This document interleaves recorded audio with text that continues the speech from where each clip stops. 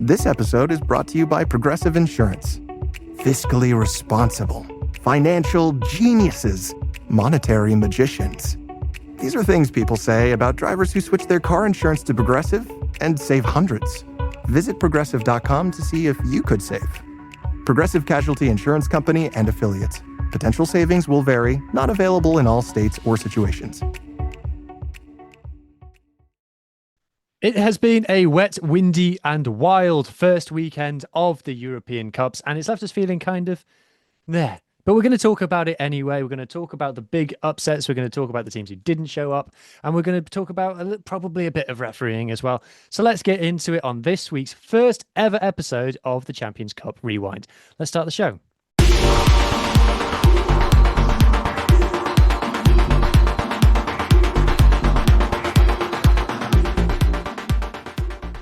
As you may have noticed, I have a far reduced panel with me. I am joined by, from you shall now be known as Just Adam. Just Adam. Just Adam is with me. Mohammed was due to join us, but has had to pull out last moment for family reasons. All the best, Mohammed. And yeah, so it's not just because I'm slowly putting people off. You should be grateful that there's a show at all, frankly. But anyway, we shall crack straight on, because what with it being the European Cups these days, there's just a ridiculous amount of games. So let me just explain how it's going to happen. We are going to talk about only the Champions Cup. If you want Challenge Cup chat, you need to go to either the Interpro show for Irish teams, which you can find on this channel. You need to go to either Bit of an Animal for Lions chat, I guess is the only South African team that will be featured in this. That's also on this channel. Or if you want to chat about 3 of the Welsh regions who aren't called the Scarlets, you need to go to the RAP channel, WRRAP, which is our sister channel on YouTube for all things Welsh rugby. And you can find reviews, an overall review of all the games on the main RAP podcast, or special dedicated podcasts to each Welsh region on that channel as well. So that's where you go for your Challenge Cup action. So for the Champions Cup, with this being kind of a spin-off, if you like, of the URC Rewind, we shall be talking only about the URC games. So if there was any games involving English versus French teams, such as Poe versus Northampton, which bless him, Just Adam did watch. We're not to be fair, it's a good game though. To be fair, it was an all right game. Yeah, Poe were great. I was sad that Poe, but they got absolutely crippled by injuries, unfortunately. Anyway, so we're going to go basically in chronological order. So first game up, we are talking Sale versus Glasgow. Now, full disclosure, neither of us watched this game live. But if you did, and you are Scottish and you're thinking, oh, for goodness sake, guys, when are we going to get a fair crack of the whip? We are on the lookout for a Scottish host. So get involved in the comments, email us, contact us on social media, Reddit, Twitter, Facebook, wherever it is. Get involved and say, I want to be your Scottish presenter and bring a bit of common sense to this horrendous podcast. So do that. But I have watched the highlights. Adam, you've watched the highlights. Yes, I've watched the highlights as well, yeah. Your main takeaways from this one? I think it's a very good win from Glasgow. I think Glasgow, in terms of European heritage, is very up and down. It was a really interesting one to They normally lose in England. Normally, they normally do lose in England, and you would argue that Sale normally win their home games in the Champions Cup. But this is one of the things that I was gonna sort of mention to mention at the forefront of this game is the fact that in the old European setup, we would have had Sale play at Scotland, we would have had Sale play in Scotstoun, and with that high quality of a game that it was in Manchester, in Sale, sorry, in Sale, you want a reply. The beauty of the Champions Cup used to be that you can get a reply out of a team. You used to have the December home away matches, which used to turn out some classics, but this could have been a classic. I feel like Glasgow played a really good game and they dominated in their stats as well. But yes, fair play to Glasgow. They normally lose in England. But yeah, this is a 279 tackles for Sale. That is a lot. That's very Glasgow. It's very, very Glasgow. Glasgow are one of the best attacking teams in the URC, so it's really good to see them translated in Europe against teams that we're not used to be playing, essentially. And with the quality of Sale's lineup as well, you would have Glasgow down as this is probably going to be as serious as they're going to take to the Champions Cup, which is good because you want them to do well in the Champions Cup. No Scottish team, you can probably correct me, Huw, since Edinburgh in 2012 has made the semi-finals of a Champions Cup. So, I didn't even you know that, know, mate. I didn't even know that. I You got me beat. uh, I only knew that because I was there at the Aviva Stadium. I was there, Ulster v Edinburgh. But yeah, you need this. Well, Scottish teams need something like this to happen, and I feel like it's a good way to start, as well as another result that we're going to talk about later on as well. Yeah, well, exactly. That game, yeah, that game did finish. Literally, that's finished like 20 minutes before we started talking. But um, I think my takeaways from this one, obviously, Glasgow went behind early, and you're thinking, oh, is it happening again? But then they got back into it. I thought their third try as well, Stafford McDowell, sails fly half just completely falls off him. Like, it's a really bad missed tackle, to be fair. Not to take anything away from Glasgow. They clearly asserted their own game. They played their own game plan. It worked. Obviously, the weather's not great. Something that's been a bit of a trend this this weekend, Adam, and we'll talk probably mention it again, but just kind of go in on it. The attendances haven't been great this weekend. No, they really haven't. It was one of those ones that I thought for European Cup nights you would always expect really big attendances, and you'd always, you have the greatest that Europe has to offer, and South Africa, of course. But when you look at the attendances for this round, it was, I think it was only 4,000. It has the official 4,400, was the That's official capacity crazy. at the Sale game. But you would have to say, like, was it a question of ticket prices? Was it a question of how much rugby we're getting involved in? You would think for a Premiership team like Sale that they would sell that type of game out, or is it the fact that the English fans might view the URC teams as, we'll surely beat them.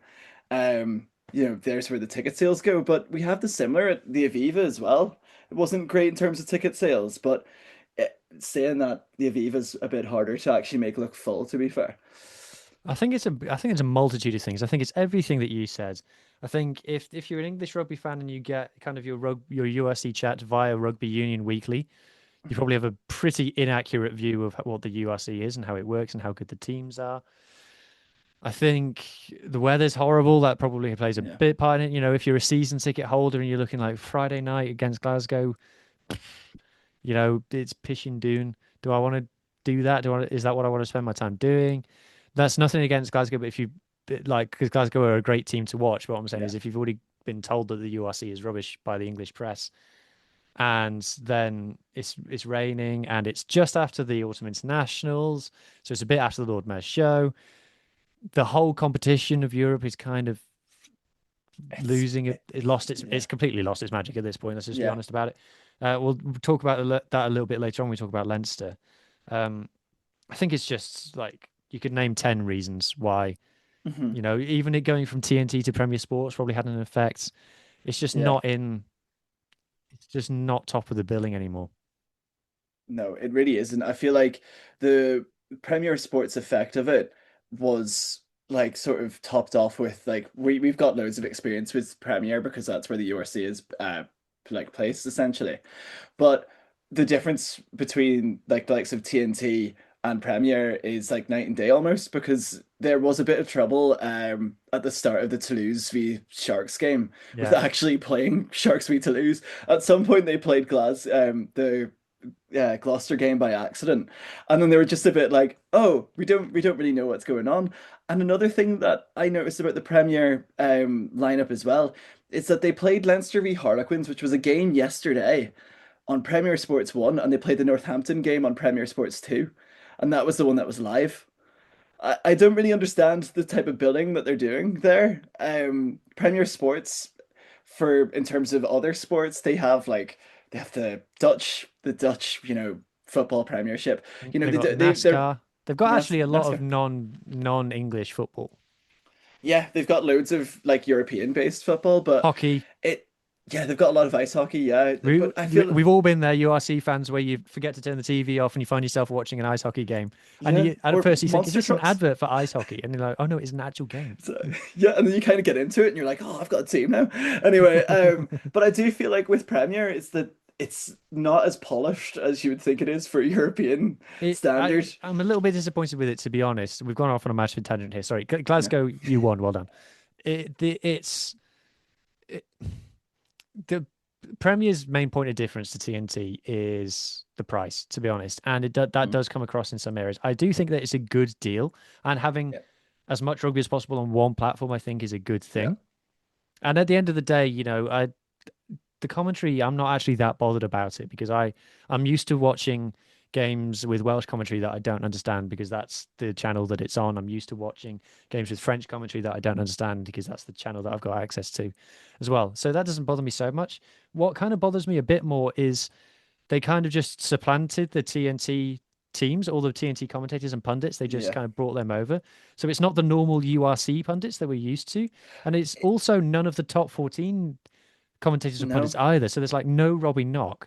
And I was really, the main thing that disappoints me the most is that they don't, you wouldn't know that they were also the host broadcaster for the URC in the top 14. yeah, Like if it was on TNT, they would like every fifth sentence, they'd be like, and by the way, the Premiership, you can watch this here. yeah. We are the broadcasters of the Premiership. And they kind of big up the Premiership teams. And that's one of the reasons that people don't like TNT, but it's what they do. Whereas Premier Sports is never like, if you like this, you can watch them every single week on our Yeah. show. And you're just thinking like, wouldn't like that's the bare minimum, surely. Like if you're Yeah. as a business, why aren't you doing this? Premier Sports has loads of rugby leagues that they've got like they had the Major League Rugby at one point. They had the And they still do, Japanese League and at they've got another point Japan as as well. well. Yeah, they've got like they are a rugby based channel. I'd say rugby's probably their main selling point, bar if you watch the SPFL, I guess. But it's one of those where you'd expect Premier, as you said, to have the Premier hosts. You'd have a bit more difference in there. You have a scope of knowledge from across the way. But uh, what they had was they had last night for about two of the games, they had Munster, they had Zebo, Bernard Jackman, and two TNT lads in Jackman Bath. is class, to be fair. I'll give Jackman them that. Jackman is class, and I do like Zebo on. I do like Zebo, but this isn't like I'd say that TNT normally had like a studio in the stadium, whereas this one it felt like they were in Bath, and it started weighing it down at one point, and they all had but there was no like no inside panel. Do you know what I mean? I feel like with Premiere they do it really rushed, and you can see that because they're not in the stadium. They're doing that whole oh, we're gonna go back to Dublin now. We saw it sort of today as well when they had to like go back and forth from Gloucester because they were like, I think they had John Barkley on at one point trying to speak through about the game, and he was just like, "Oh, I don't know what's happening with the TV coverage now," and then it cuts straight back to Toulouse. It just feels rushed. It felt like they had some form of a plan, but it just didn't really work out, and it didn't really suffer in terms of the actual quality of rugby that was shown. I just feel like it was a logistical nightmare on Premier Sports' like behalf. Yeah, part of me feels for them because it's just such an unwieldy competition with so many teams in it that Mhm, it's impossible. And that's why I was looking for a Challenge Cup game yesterday. And I was like, where is it? I can't actually find where to watch this. Um, mhm. but so there it is. Anyway, so that's our little moan about that. Moving swiftly on to game number two, Bayonne versus Stormers. So the Stormers, incredible season, marches on. Look, we have to say, I think I'll just bring up the lineups. Neither team fielded anything like their best team. I've watched a lot of Bayonne this season. Herschel Yanchis, congratulations, got a run out. Apart from that, I'd say Joris Sigons and Tom Spring are probably the only two first choices in this team. Uh, Obviously, and it's exactly the same for the Stormers. You've got Similani at fullback. Zas is there or thereabouts, I guess. You've got Ben Jason Dixon, Salman Morat as well, which are in line for first team honours, or just our first team in the kind of case of Ben Jason Dixon. But it kind of is a sign of where the competition is. That's Yeah. Bayonne are like deliberately trying to get knocked out, and the Stormers aren't exactly prioritizing it either. But like I said, it's an impressive win for the Stormers. They've played 5 games up north now this season and won all of them. That is not to be sniffed at, to not even drop a single one.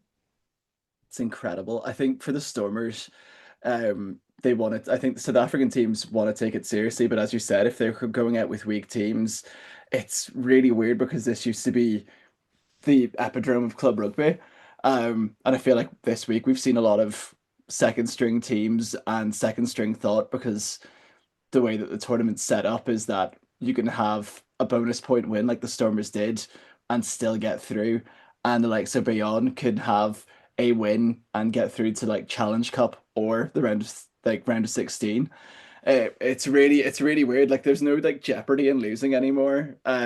Whereas the old setup used to be you lost one, you're gonna have to win the next three games. Whereas this one is you can win one, you can lose the next three. It doesn't matter. Well, It's such a weirdly set up. The Stormers will be licking their lips now because they've got La Oh Rochelle yeah. at home. For as far as I'm aware, La Rochelle aren't sending the strong team down. So if the Stormers decide to bring back Sasha, Kobus, and Mhm. Willemse, oof, my goodness, gosh, they could make a real statement. And if they go, what would it be? 8 from 8 to start the season? Eight from eight, yeah. You can't knock it. It's Team Shmeem, they're getting the results.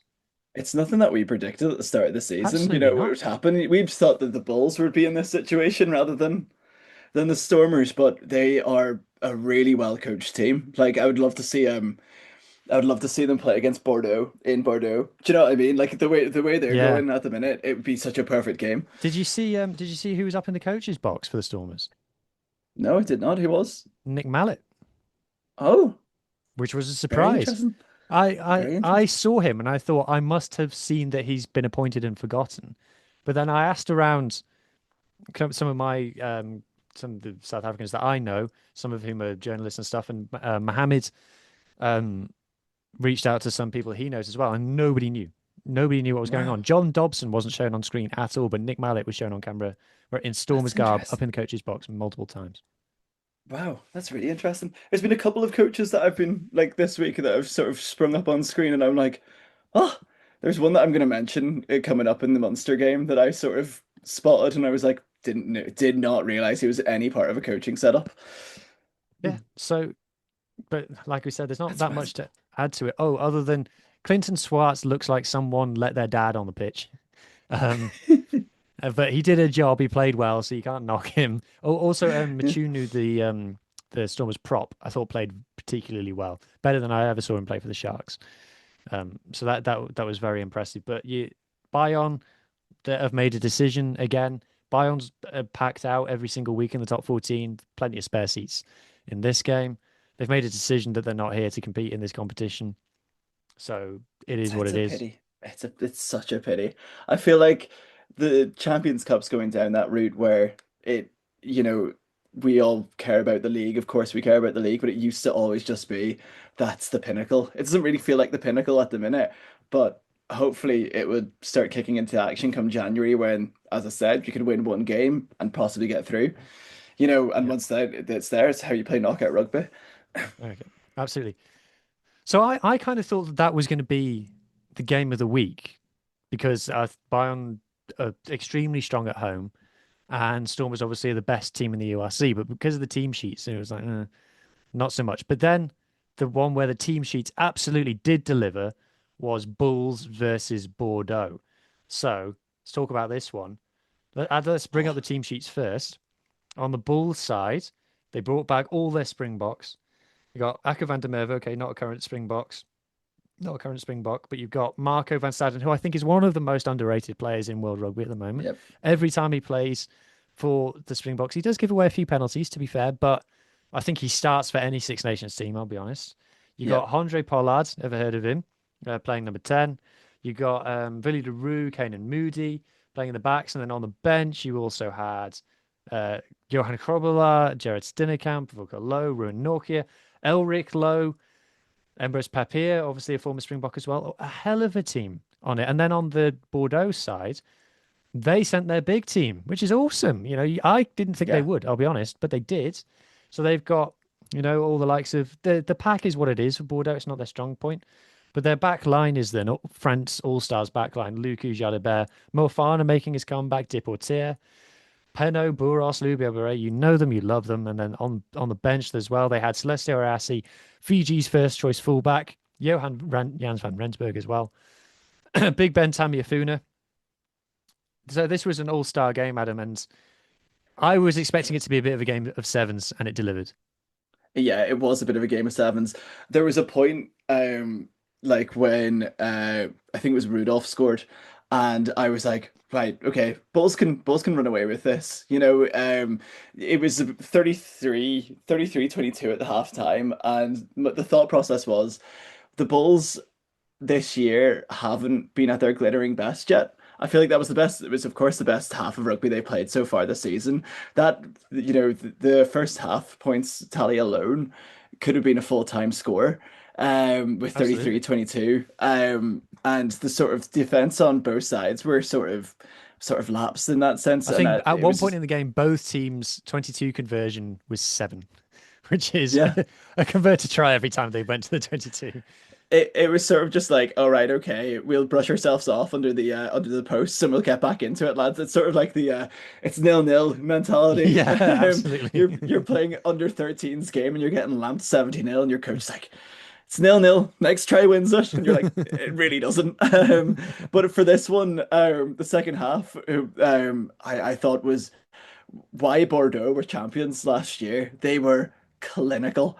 Um, just every single try that came out of it. Bulls held them up 3 The, times. that's mental as well. Like the defense on that, and in that sort of sense, is brilliant. And the fact that Bordeaux could have scored another 3 tries is also showing how good their attack is. Like Louis Um, Bielbarré scored 2 tries, and like no one's even talking about it. It's just a normal game for him. Oh yeah, he's incredible. Every time he got the ball, I just thought, oh, there's gonna be something happening now. And the fact that on the other side they've got Peno, and I don't think did he score? I don't remember I off the think he top of my did. head. Yeah, he did. He Uh, scored the first. He scored in the first 3 minutes. It's Look at the wingers of Bordeaux, and you think Two best wingers in the world. it's two best wingers in the world, and you're like, oh dear. And Jalibert also made one of the best try saving tackles. He did. He made an incredible try saving tackle as well. I think Bordeaux really proved why they are the champions, and they're probably looking like they took like this game really seriously. He's Which, so to be good. fair, he's brilliant. He's really Jalibert good. is so good. I can't He's believe he really doesn't get game time for France. It's ridiculous. Like the numbers that he's putting in. It's a cliche and it sounds like a hater thing to say, but it is genuinely if Dupont did that with Jalibert, and yeah, it's every single week. But anyway, this isn't a French show. I have one of those. But um, the second half, 0 points for the Bulls in the second half, yeah, and it's just not good enough at Loftus. And you think the whole point of Loftus, they've lost back to back games at Loftus now, and it's supposed to be a fortress. The commentators kept calling it a fortress, yeah, and you think like, oh, the heat, the altitude, teams are supposed to wilt. But by the end of this game, you had Ben Tamiafuna popping up in the center channels thinking, I'll just have a run. I'm just going to go yeah. for it, lads. And They it was UBB were kind of taking the piss a little they bit in were. that final 10 minutes. That's not good. And it's not acceptable from a Bulls point of view. I have seen people questioning Andre Pollard. And I don't think that's fair in this particular game. I'm not going to say that he was perfect, but at halftime, the halftime analysis on the TV was, wow, what a battle between the tens, between Jalibert and Pollard. This is two big dogs going at it. So I don't think that I think blaming Pollard is a bit of a convenient excuse in this Yeah, one. I thought ball in hand, he had one of the best games I've seen him have in a long time. But just 100%. generally as a team, well, it's a bad look for the Bulls. Look, the elephant in the room is, if you believe the rumors, it's the players that ousted Jake, and now it's the players who aren't performing. So it's a very uncomfortable discussion. That is a very uncomfortable discussion. And as you said, I think the Bulls looked really gassed. It was around about the 50th minute, and normally you speak about Loftus and you think the other team will do that. But as you said, the Bordeaux just like started like, oh yeah, we're the champions, just started playing around. That was another one where the attendance wasn't great. Um, that was another one where, Yeah. it was interesting because you would have another South African team play there and it would be at least 10,000 more. Whereas it's telling me here that it was 7,327 for the Eesh, attendance. that's And lower than a URC game. yeah, for the European champions as well coming into town, you would wonder how it's been presented in South Africa in that Mm. sense. Yeah, absolutely. Um, it just it's tough. There's no good spin to put on it, unfortunately. If you look at some of the other performances, Jalibert, 3 try assists, 1 try. I thought Rayasi had an incredible impact off the bench. that arguably game changing. Boris Palu as well, played very well for UBB.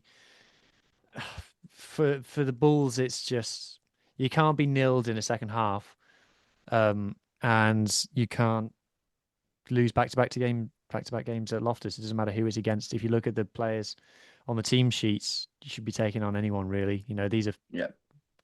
top class Springboks you've got there. So really difficult times down in Pretoria. But before we go any further, just want to remind people that if you are enjoying the show so far, please consider subscribing. I want to be past 1,300 subscribers by the time we talk to you next week. So please do that. You obeyed me last week when I said I wanted to be past 1,200, and we did that. So well done. And same again next week, please. And like I said, if you want to be a Scottish host on this here show, please let us know in the comments down below. We'd be happy to have you, provided you're not a lunatic. And yeah, keep watching because there's more rugby to talk about. Right, what rugby is it that we are going to talk about? I'm trying to go back and back and Leinster. back on the. Are we on to Leinster now? We're on to yes, I Yes, think we are. yeah, we are. Leinster versus Harlequins. All right, before I bring up the stat, actually, no, I'll bring it up so the people who scroll on in the video can see that we've moved on to this one now. Adam, it's starting to get a bit jarring that when the team sheets get announced, 50 to 60% of the teams are fielding B teams, and then Leinster are saving their best players for these matches. They're starting to really feel like the odd ones out at this point. Yeah, it was really interesting how this is like they're like, oh yeah, they're going for that fifth star. Like it's one of those where you look at this team and you had the likes of, I think it was Paddy McCarthy's first European Cup game, which is mad to think that he had a really good autumn and this is his first European game. Mm, Uh, and then you just look at that team and you go, there's all Irish internationals, and you have a South African international there as well, just to like spread it in. And then you have Rico Ioane coming off the bench. Granted, I do think, one of my hot takes on the Ioane signing, I don't even think it's a hot take, is that I don't think he's going to make that much of an impact that Barrett did. I no, me think neither. if you would have had him 3 years ago, he could have had similar. But now I just think he's just going to be a pretty decent player for them. But yeah, there was a couple of interesting points to this game. I thought Harlequins scoring a bonus point was quite interesting. I feel like all their tries that they scored was out of defensive error from Leinster. Mm. And that's an interesting thing about Leinster this season is their defense hasn't been great. Their first try was a pretty bash over try from Northmore, um, bashing over the defense and scoring under the posts. But yeah, after that though, Leinster were pretty clinical. I thought they would have won by more. I think Huw, you put on the group chat like, how are Leinster not running away with this? You Early in know, in the first half, it was it was because really it's cagey. one of those where it's like victim of their own success a bit because it's like if you're a Leinster fan, you can turn around and say, lads, we won 45-28. Yeah, What yeah, is the yeah, problem? But it's kind of like it was one of those when you're on hiding to nothing, when Harlequins send a B team over to face you in Dublin and you got all that star quality that we just, and that strength and depth in the squad that we just talked about. It's kind of like a no-win situation because it's kind of like if you beat them 80-0, then it's like, oh well, look at the opposition. And if anything other than that, it's like, oh well, you made heavy weather against um, a B team, so you kind of can't win. But it's yeah, like I said, it's like when you're and look, and we know it's a well-trodden path uh, with the URC about the rotated teams that Leinster put out and the quality, and how their second strength team is still good enough to finish top of the league and things. Yeah, we know all that. It's kind of like a new angle now for me, anyway, to be like, but why are you saving your top players for games like this now? Why is Harlequins B team coming to town, the game that you wheel out your big guns for, in a competition that's really, like I said, lost its magic, but you're not wheeling out the big guns for Ulster or Connacht away, for yeah, example, an Interpro. It's starting. It am I? Does it? Am I making sense? Like this is starting to feel yeah, weird now. yeah. It as I say, it's sort of like that. Leo Cullen, like all the talk beforehand was Leo Cullen's under pressure. This is going to be what, how many years since their last European Cup win. I think the last one was in Bilbao. I think it was in 2019 odd, Yeah. 2018, 2019. There's a lot of talk about why Leinster haven't won any European Cups within that time. They've had the squad to do it. They've been Mm. to multiple finals where they could have won it. I feel like this is one that they're just going to keep focusing on.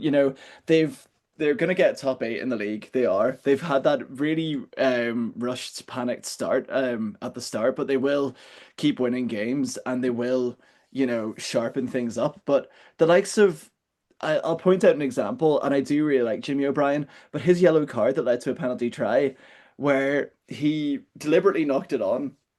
Harlequins had two men outside him, and it's almost like he had a reaction, like a complete reaction. Do you know, like the typical deliberate knock-ons where he had a reaction, and then as soon as he did it, he just went like that. And I was Yeah. just like, what? You had to back yourself in that. Why did you not get two hands to that? There was a yellow card there and a penalty try, which made it 24-21. Harlequins were looking as shocked as everyone else was in the stands. I kept on cutting to the same three Harlequins fans, and they were just like in dream world at that minute. But it was one of those where after that, as soon as O'Brien came back on, Tommy O'Brien scored a really good try where he Yeah. just sort of grubbered it through. Jack Conan scores another good try, and then Jimmy scores it again. It was one of those where Harry Byrne came on the pitch and Leinster played better. And that's the elephant in the room that we need to talk about right now, how Harry Byrne is Leinster's best fly half at the minute. And Ugh. Well, Sam Prendergast did have that really sexy crossfield kick. he did have that really nice crossfield kick. He like where he sort of almost cut it, Yeah. essentially, didn't he? It was a little bit But yeah, unnecessary, but cool. yeah, but when it's there, it's there. You know what I mean? There's another Yeah. crossfield kick like that I could talk about later on. But Yeah. but yeah, it was one of those where I do think when Harry Byrne comes on, it's like that added extra oomph that they need to win the game.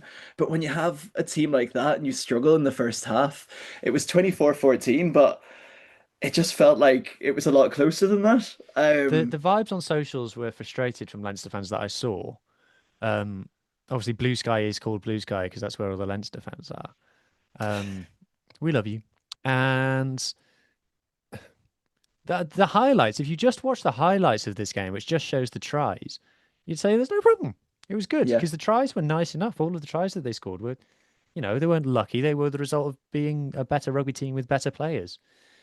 But it's like I said, like I'm repeating myself, they're just on a hiding to nothing in things yeah. like this. I did think it was really impressive how I think Rico Iwanu came on and he could have scored twice, but it's almost like I made a joke on the Interpro group chat saying that Johnny Sexton had snipers in the stands. There was two complete walk-ins for Iwanu, and he just passed it every time. He passed it to Jimmy O'Brien for his try, and I was just like, oh, he's trying to make friends. I'm sure that first team conversation might have been a bit rough, but I do feel like he will show his worth at some point, but he's not going to make that impact, is he? Yeah, yeah. So normal. Not being nice to Leinster on this podcast. Sorry, but it's I, I you. it's one What of can we say those. other than you? Yes, you're clearly a very very good team with very Yeah, very good players. I- But you've got all the it's hard to get giddy about this. yeah, you've got all the tools to win it. It's sort of like when Man City were struggling to win a Champions League. It's to put it in a different term. It's like you've got the tools to win it, and when you win it, it'll be like fair Yeah, enough. You've yeah. won it now. Unfortunately. Anyway, next game, uh, one that I'll be doing the majority of the talking for: Scarlets versus Bristols. Am I misremembering? Are you a bit of a Bristol's fan on the QT? No, I'm more of a Gloucester. I'm wearing a Gloucester shirt. Okay. I've got family in Gloucester, and then I've got a very good friend who's also from Gloucester as well. So, this is one that I should be raging at. Okay. So, Dr. Harley Worthy is a bit of a Bristol's fan. They're kind of his English team. And he messaged me saying, like, Bristol played really well last week, which means they're going to play terribly in this one. And they did. And that's why, from a Scarlet's point of view, this was so frustrating because Bristol played really badly, but they've had two moments of magic from their Fijians, Mata and Ravovo, which has led to them scoring tries. And then that was it kind of. So Scarlet's we've lost against a team that was played badly. They Bristol have no kicking strategy whatsoever. In that second half, I was like, what am I watching here? And I think the main thing to say about this game is that it lasted 2 hours and 4 minutes. Wild. I And think yes, there was a long injury stoppage in the first half with Archer Holtz. Had to be stretched off, and best wishes to him. But then the it's second half also lasted 60 minutes as well. And it's like, why? Why did it last that long? well, And it's the reason was because of the TMO. And it yeah, was long TMO deliberations on obvious things. Did you yeah. see one? Yeah. Yes, I did. Yes, I messaged you about this. I flicked it over and it was Bristol's one of Bristol's wingers scoring a try. But in real time, I just happened to catch it. I like flicked over, just happened to catch it in real time, and it was like the referee was right in front of that, and it was the most forward pass I've ever. It might as well be in the NFL. It like you can see, do you know the way that sometimes they used to use the lines? Hmm. The line it was going that way. Like there like you can use the lines and say, oh yeah, that was quite clearly forward. But they must have replayed it about 6 or 7 times. And to be fair to the referee, he's a referee that uses his TMO a lot. We And know him during the in game, he started just muttering to him in Italian. He just started he'd be like, yeah, okay, guys, and then he just start going in Italian to the TMO, and it's like, mate, shut up, referee the game. And yeah, the TMO was taking ages, like it was like multiple times, like they were lining up the conversion, or the conversion was even taken, and he goes, check, and it would be for like a knock on like 5 rucks before the try was yeah. scored as well. So it's like you've had the best part of 3 or 4 minutes to call this in. Yeah, so that Do- completely killed the game as a spectacle, I have to say. Absolutely ruined it as something to watch. yeah. Um, Scarlets, I thought there were in way it's hard to articulate because I thought there were in ways that we played well. There was parts of this game where it was our best performance of the season. Look, I know we're at bottom of the URC, so that's not saying much. But like I thought, if we like look at the head-to-heads, I thought that Sam Costello played excellently. I thought that Kemsley Matthias played excellently.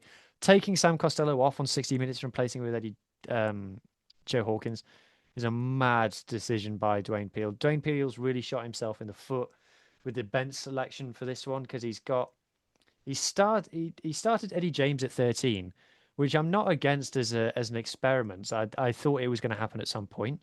Well, I think we've now done the experiment and we go, no, not that again, thanks. And then, so he's got Johnny Williams and Eddie James, who both play 12 in the starting 15. And then he's got Joe Hawkins, who plays 12 on the bench, and Joe Roberts, who plays 13 on the bench. So he's got four centres in the 23. Centers, And it was just that's wild. bizarre. And then other, like, the the rest of the substitutions, like Sam O'Connor, 75th minute. Jared Taylor didn't come on. Dan Davis, 75th minute. Dane Blacker, 73rd minute. It's just this has been a Dwayne Peel problem, is not knowing how to use the bench, and it I think it cost us in this game. Both taking Costello off and then not bringing the forward substitutions on was a mistake. I thought that both Tommy Rogers and Ellis Mee both comprehensively outplayed Lewis Rees-Zammit, even though Lewis Rees-Zammit tops a lot of the stats in terms of line breaks, defenders beaten. I thought that they were the two best wingers. I thought that Jack Davis did well his first European game, only his second game of the season. Guy who's been bashing on the door of the first team for a long time. Although I do wonder if we had Blair Murray's X Factor in this game, might we have got another try? Maybe. We had at least two tries chalked off for TMO calls. Um, we should have won this game, basically. TMOs now is one of those where it when it works so well. And it used to be the case that you had lots more referees checking it in real time. Like, I would think like Nigel Owens always just to just check it in real time, just be like, can we just check that really quickly whilst the game's still flowing? But when you say the game lasted 2 hours based on TMO calls, it's something that needs to be looked at. And I feel like we spoke about it in the Interpro show last week. 2 hour games isn't going to drive people to watch the games. It's not going to drive people to the attendances for the games either. The only reason I sat through it is because I'm a Scarlets fan. Like I would have Yeah. turned it off if I was not a Scarlets fan. And yeah, Like I said, there were things in that game where I was like, I could see what we're doing. We're playing some nice rugby, and like Sam Costello played so well, and then just bottled it basically. Just didn't win a game that there was there to be won, and just frustrating. Not a nice viewing experience. I was in a bad mood when I went to bed last night. I tell you who else was in a bad mood, Adam. Monster Oh fans. yeah, The yeah. return of Van Kran. That didn't This go very well was for them, did it? What happened no. here? My gosh. There was a yellow card in the first, I would want to say, 5 minutes. Just gonna just double check that on the wee stats thing. Yeah, first 5 minutes, Tag Burn got a yellow card, and then before a yellow card and a penalty try for infringing on a maul. Yeah, 5 minutes Um, in. 5 minutes in, he infringed on them all, and the ref saw it was illegal, and it was going to affect. I think he detached and he reattached in the mall and completely. He like took down the ball essentially. So the referee was just like, "Nope, that clearly takes away the try. You're off. Yellow card, penalty try." And then and then in that 10 minutes, it was chaotic. Months. Bath just started scoring in tries. There was one point where there was a Munster player down, injured, and there was a crossfield kick, and it was there was no Munster player out there because there was 13 men that were Oh yeah, standing I up saw on the this in the pitch. highlights where there's a Munster player he's down injured, and like as they run past him, he kind of stands up. He's like, "What can I do? Yeah, I can't run, lads." there was nothing he could do, and I feel like those those 10 minutes were, well, yeah, they were vital in the game where they were 28-0 in the first half. The rain was pouring down. To be fair for Bath, they were really clinical in a very, very wet game. The rain was absolutely Wow, pouring Bath down. only 37% possession as well, and 33% territory. I'm seeing this a bit more that counter-attacking teams are it seems to be the way to go these days. Yeah, that's what they always seem to be caught off guard, Munster, from that sense. And then the Mm. defense from Bath in the second half. I would say that it was an entertaining second half, but there wasn't much on offer there. I feel like the try in the last bit by Ted Hill was a great retry when their scrum half, was it their scrum half Spencer, sort of chipped it over the Munster fullback and then just passed it along. Um, Munster would be shocked by that, I feel. They'd be very shocked. It's one of those where, knowing Ben and Galen, they would say that they would want a losing bonus point out of it. To be blown so out of the water and not score a single point in the second half, bearing in mind, to be fair, Bath only scored five in the second half. Mm. It's it, the fight there was, can you commend the fight there? Can you commend that sort of, they were going for it, they were going for it, they were going for it when there was nothing on that scoreboard to prove it. And Bath's defense was absolutely incredible. Will Stewart came off with a bad injury as well. That was one that was it looked terrible, to be honest with you. He came off with he came off with a moon boot basically. But yeah, it was a very good game for Bath. I think they're definitely one of the contenders for the Champions Cup this season. And it's a pretty much statement win from them. Yeah, it's definitely a statement from Bath, and it's disappointing for Munster after flying high 5 from 5 in the first 5 rounds. It's now lost their last two. It's amazing how quickly things can change. It was the one thing that was totally inconsequential and means nothing, but I did have a little chuckle at was Craig Casey when he scored his try. He gets up and runs back to halfway. I'm like, it's half time, bro. It's that like take the drop goal really quickly. We still Yeah. got a second. But Casey is the type of player that he would be thinking like that, but then he probably didn't see the time at that stage. But Yeah, yeah. He's a great player. you Like, know, I'm not knocking him, but yeah, yeah, I think Monster we was stung by that yeah. because that was I th not on the script. No one saw that coming. I do feel like not having a fly half on the bench really hurt them as well. They went for a 6-2 split, Mm. and uh, not like that it really hurt them in the grand scheme of things, but they could have had some fresh legs coming off in that sense. In the 10 jersey, I did think JJ Hanrahan had some pretty good kicks out of hand, but is he the answer to a backup of Crawley's stature? Do you know what I mean? I don't really think so.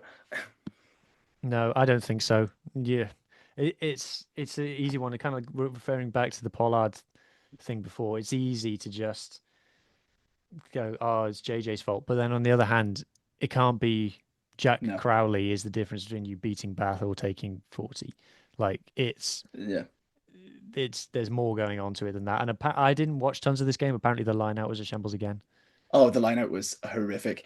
Um, they brought off Baron for I swear it was for his brother Baron, and they were both as bad as each other in the lineout. It was loads of miscommunication. They were like Baron for Baron, and it was one of those. I did know they were brothers, and I looked at it and went, surely not. But he came off, and the lineout was still misfunctioning. It wasn't great. Like when they have a player that's what I think he's like 6'8" in Tom Ahern, Mm. and you don't use him for He's most of the 9, I think. lineouts. Six foot It nine, was and you last have Tech season. I Brunson. watched a monster line out and I saw Tom Hearn was stood at the front. I was like, you see him, Yeah, throw him up and yeah, he can catch it. The 6'9" bloke stood at the front. Just catch the ball, guys, for God's yeah. sake. It's wild how many balls went over his head as well. Every time they used them, they just went over his head, and I went, "That's quite impressive." How, you have With his what arms up, 10? he's got to be about 8 feet Yeah, tall, lads. yeah. You know what I mean? Like with that pressure up as well. But yeah, there was just something wrong, and there was one where Gavin Coombs went across the line, and the ball was just thrown really like diagonally to him, and I was just like, you can't get away with that though. He was quite clearly in the way of the other player as well, and yeah, it was just a really weird Munster viewing. Like being so used to seeing how Munster been this season and not really seeing Bath, but knowing about Bath, I was just like, Yeah, yeah, fair enough. They're in the running, aren't they? yeah, yeah. So that was that one. Monster fans, if you're watching this week, you know, that's what happens. Watch the Interpro show Yeah, watch the Interpro show. for So, whew. yeah. So, okay. So if you're still watching, people, if you've watched from the beginning up until now, you're clearly enjoying it. So subscribe, will you? For goodness sake, have a word with yourself. Or if you are listening on audio formats on either Apple or Spotify, you can follow on Spotify. You can watch on Spotify. You can leave comments on Spotify. Get involved in that. We are not the ones who respond to the comments. That will be producer Lee or the comments attack dog. You have been warned, is all I shall say. You are responsible for whatever happens to you from producer Lee in the comments. He takes no prisoners. So best of luck with that. Right. Let's now talk about the first of the final two games. Toulouse versus Sharks. This went exactly how I thought it might go.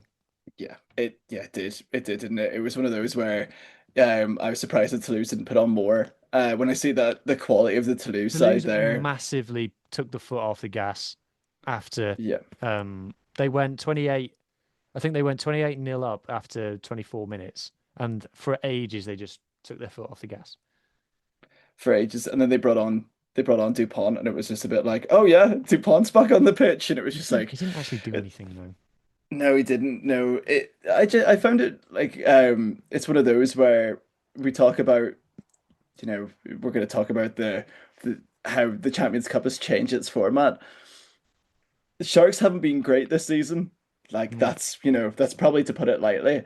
Looking at this game, I would have thought it would have been by way more they would have won Yeah. by, and I would have been surprised by the I've seen fact that some Sharks scored 3 tries as well. I've seen some Sharks fans on socials, like Jared Wright and that saying, actually, that wasn't so bad, which I think speaks to the expectations before the game. Obviously, this was Plumtree's last game in charge. He's being replaced by JP Peterson, which I'm struggling to see as an upgrade, but we'll give him time. But if you look at the timestamps for Toulouse's tries, 3, 13, 20, 23, and then 62, 66, 70, 80. Ange Capelwood, so with a hat trick. Julien Marchand with 2. I don't know. If you're a Sharks fan, I don't blame you for kind of taking the positives from this because it was a rotated team, a lot of young guns out there giving a go. They played all right. They had a bit of a fight about them, which I respect. Yeah. They did score some nice tries, some well taken. They never quit. They never went away, and everyone expected them to be beaten. So I'm okay with the Sharks fans saying, actually, do you know what? I've seen worse. I It's think set to lose, and to the Leinster chat, if anybody's thinking like, "Oh, you had to go at Leinster, why not to lose?" Well, it's a fair enough question, and I do think yeah, that they were underwhelming in the first half. Like I said, they massively took their foot off the gas. The difference is that Toulouse do play their first team in the top 14, at least at home games, regularly yeah. enough. not every week, but regularly enough. They don't rotate at home to the extent that Leinster do. Um, but Toulouse, I think, are hot favourites. I still think Toulouse are the best club team in the world, even though they went out in the semi-final last year. I think that you have to be going some to compete with them. I think they're the favourites for this title. You know, it says something that on their crest they've had to make a second line for the number of stars. um, That's wild. yeah, so I I also I'm shocked about the Sharks lineup as well. I would have thought that because as they're doing so like they're not performing in the URC, are they? I would have thought no. they would have went for this. I would have thought they would have went for the Champions Cup in terms of like, or are they going to try and plan for dropping down to the challenge and then doing that again? Do you know what I mean? Like the Sharks were those type of teams that they do play cup rugby in the sense that they won the Challenge Cup a couple of years ago, and they'd have to be looking for a way to qualify for the next Champions Cup. And you can sort of write them off in that sense for the top eight at the minute, but I'll Mm, touch wood on that sense. yes, yeah. I think the season's arguably a write-off already because they haven't got Yeah. a coach sorted out. The coaching situation's a mess. I understand why they would have wanted to rest their Springboks and bring them back in South Africa, but I guess they're all still up north anyway because they played the Wales last week. So I've no idea, lads. To be honest with you, they didn't show Khaleesi or anything in the stands at any point, so I assume he wasn't there. He was in Cape Town for the Sevens. There's a Ah, video of him running about one of the boxes after South Africa Sevens won. So he wasn't there at all. okay. Well, fair enough then. So yeah, so there's this story of that one. Yeah, it not as bad as expected, I guess, is the highest praise you can give it. There's really nothing new to say about the Sharks, to be honest. Um, all of their problems are so well understood at this point. There's kind of like no analysis you can do because there's just a team I, that's underperforming. I actually watched this with a mate who's only got a passing interest in rugby, and he said the thing which a lot of people have said, which is he looks at the team, the squad that they've got, and goes, shouldn't they be like one of the favourites for this title? yeah, And the answer is, yeah, they should, but they're not. And like I said, there's nothing new you can add to that conversation. no. It's just the Sharks. So, um, last game of the weekend, Edinburgh versus Toulon. They get the win in the end. Gosh darn it, Toulon cannot win away from home in any competition. I've got questions over the mentality of that squad, but that's for a chat for another day. Edinburgh got to be happy with this. Very much so. I'd say this is one of those surprising ones that I'm not really keeping up with Toulon. And I look at that team and I'm like, that's a very good team. There was a Um, point in the game. I've watched a lot of rugby this weekend, as I do all weekends, and there was a point where Dave Ribbons open palm smashes Edinburgh player on the floor, gets a yellow card. Um, Baptiste Serad comes on for Palo Garbisi at 10, and then he then takes the ball over his own line from a ruck, and it's a scrum to Edinburgh, which I think they score off. And I think at that point I was like, you know what, lads, I've had enough rugby this weekend. I don't need to see any more. I look at this Toulon team and I'm like, how did I not realize that most of these transfers have happened? Kyle Sinclair, tight head. Yeah, it's Lewis been there a couple Lodum of at years now. 6. Yeah, I just haven't realized. It just have not been on my the Premiership of the top 14. Like I need to watch more top 14. It's an incredible league, and I'm sure Hugh, you can vouch for that. And Toulon Um, are always on TV. Every single Toulon game has been broadcasts by Premier Sports this season, so you'll definitely be able and to watch them. and their kit looks like an Ulster kit from a couple of years ago as well with that sponsor. But Their yeah, away kit is white. and they're like, wow, so it very, very much is like French Ulster.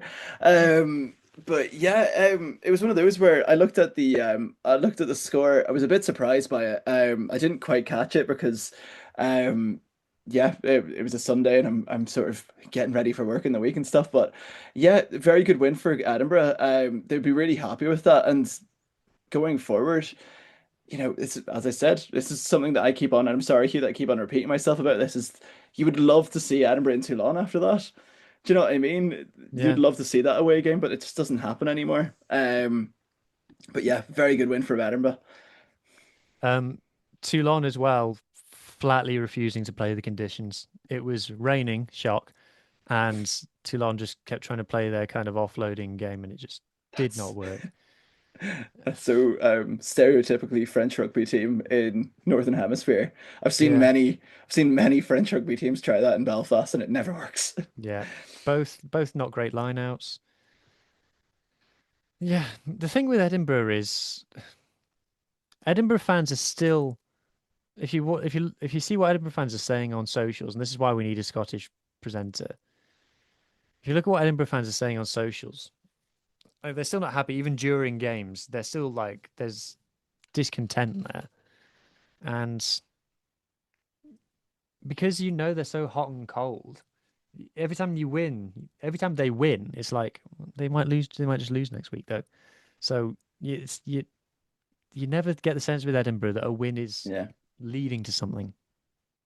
Yeah, it's sort of like one of those teams where you think they are capable of way more than they seem to be, and they've got their new stadium, and they've new stadium for a couple of years now, but they're actually building that identity from what they had from Murrayfield, which was like lowish capacity, to now selling out their stadium every week. But you know, next week against Cast are one of the most unpredictable teams in European rugby as well. Like it's I just find it really interesting with Edinburgh.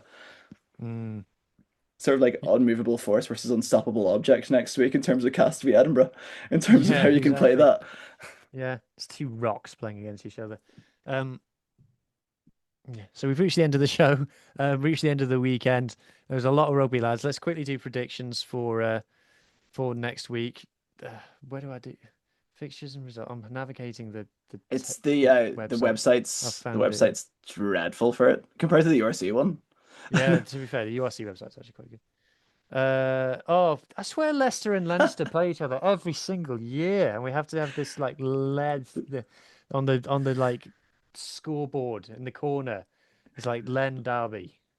The Leinster the Leo the Leinster Lion versus the Leicester Tigers. I hate the fact that I said that. I see a Leinster win there. Me too. Moving on. Stormers versus Stade Rochelet. I see a Stormers win. I definitely see a Stormers It win would there, be yeah. really cool to see them play Cobras Bay Willems to play Sasha. It would be really cool to see Sasha have like a big statement performance in the Champions Cup. Oh yeah. I feel like he needs to make statements everywhere he goes now because he is one of the best fly halves in the world. Yeah. And he's young as well, so this is the statement he needs to play in that match. Yeah, and it's I think it's cool having a good Stormers team. I think it's cool the Stormers being good, and I think if they can get people to pay attention to them because they haven't beaten an English team yet. If they beat an English team, thrash an English team, particularly in England, I don't know Yeah. who they've got. Um, Or then that will be a thing. Is there a way to find out who they've got? that's the thing about the cup though. It's you don't know if they are definitely playing in England. They must do. They They play must the do. Harlequins. Play the Away to Harlequins. Harlequins. Ooh, That's their win. there'll be a That's their police win. officer that one. Yeah, that's their win there. Do you know what? Yeah, I can see that happening. Anyway, we'll predict that at some other point because round three isn't for months yet because of this competition. Uh, Sharks v Saris. Sharks v Saris. It Who depends on what knows? team. Depends on what team Saris bring. Yeah, If exactly. Saris go really weak with it, I can see the Sharks win it, and it'd be a Yeah, shock. So I'll say a Sharks win for the URC. yeah. Okay. UBB versus Scarlets. I'm going to be there. Oh, very nice. Yeah, I'm excited. I'm looking forward to it. It's going to be cold. I've been warned.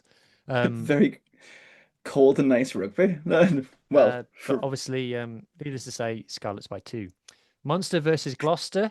How did Gloucester uh, even get in the Champions Cup? I thought that it was the law they have to be in the Challenge Cup every year. they had Carreras, didn't they? The really good Yeah, Argentinian and fly Thomas half, Williams. and Thomas Williams, and then they lost him to Bath, and now he's coming off the bench for Bath and doing Bath things. Yeah. I'd say Munster. It's in Cork as well. It's in Cork, it's not in Thomond. But I'd say Munster by 10. Okay. Next up, Glasgow versus Toulouse. Ooh. Ooh, So look, Toulouse obviously this is favourites, but I reckon Glasgow could make a game of this. Glasgow could make a game out of it in Scotstoun as well. Cold Mm. Saturday night game. Like Especially if the weather's terrible. If the weather's terrible, I could see Glasgow pulling off a famous win here. That's my Gosh, can you imagine? bold prediction. That'd be a great game. Wow, tune in for that one. Edinburgh over in Cast, because it's in Cast. Yeah, Cast is in Cast. Cast is one of those Champions Cup teams that I'm like, oh, I wonder how their top 14 goes because Cast are normally always in the Champions Cup and they're so hot and cold.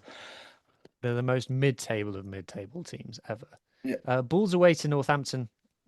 The Northampton. echoes of the time that they sent their C team over. I think they're going to do the same again, to be honest. Yeah, 100%. I think Northampton definitely win. I think their performance today shows that they'll definitely win. Yeah. And then that's all of them. Okay, so I'm going to wrap up the show. Thank you, everybody, for watching, enjoying the show. If you have done, hit the subscribe button, share all the audio formats. Thank you to Adam for joining me, just Adam, for this one. Hopefully get a few more people in front of your faces next week for the show. In the meantime, enjoy your rugby and I hope everybody's team wins. Cheers.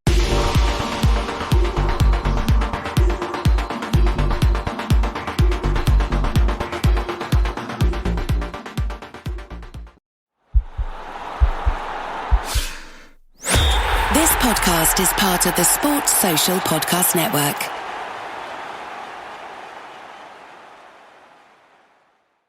AI agents are everywhere, automating tasks and making decisions at machine speed. But agents make mistakes. Just one rogue agent can do big damage before you even notice. Rubrik Agent Cloud is the only platform that helps you monitor agents, set guardrails, and rewind mistakes, so you can unleash agents, not risk. Accelerate your AI transformation at Rubrik.com. That's RUBRIK.com.